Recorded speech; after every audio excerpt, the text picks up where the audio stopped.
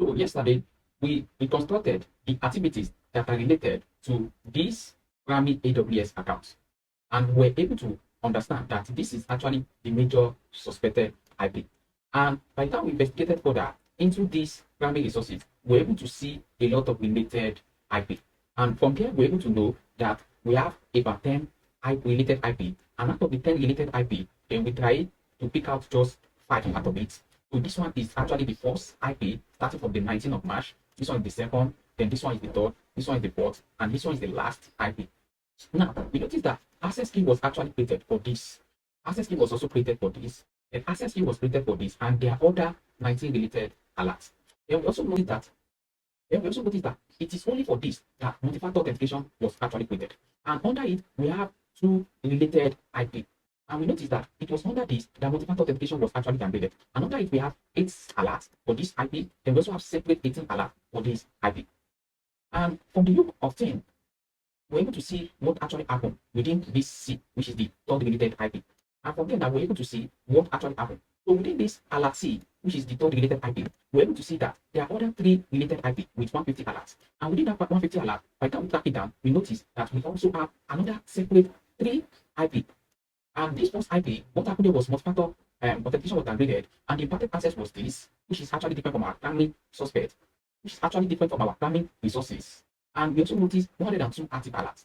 And for this IP, we also notice that multi-factor authentication was downgraded, and the impacted resources was this one as well. And we have 19 related active alerts. While for this third one, we notice that the access key, was created, and we have 2 related IP. When we started from here, we tried to all the incidents that we have here, and we're able to pick this incident ID 281. Then by the time we narrow down into our investigation on the episode 2, we're able to actually discover this particular primary suspect IP.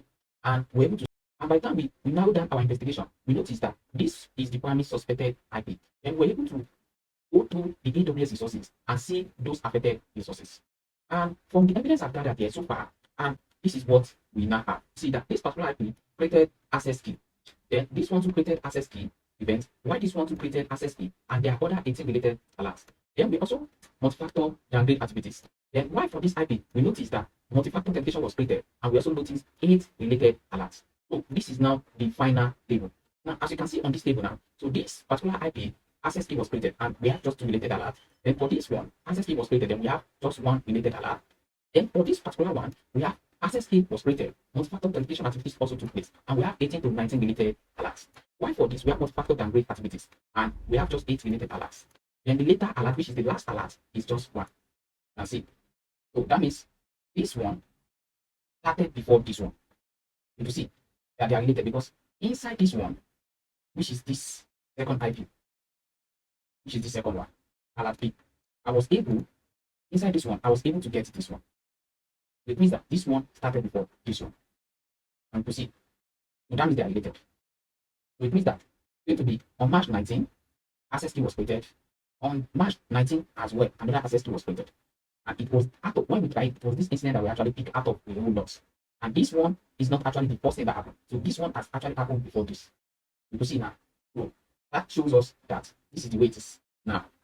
So the way it is now is that this one now was the first thing that happened. And what happened there was access key. Access key was created. And before it now went further to this one, this major one.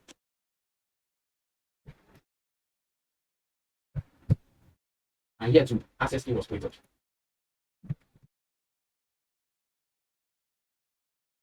Then before it now went to this one, because this one also has link to this. Because inside this one, that's where we have 10 alerts that are related. In this one is part of it, and this one too is part of it. You see it? You can see it. So this one created access key. Then the next day created access key. So I'm going to map the dates. So let me map the dates so that we can actually have the link to and understand how the real event actually went.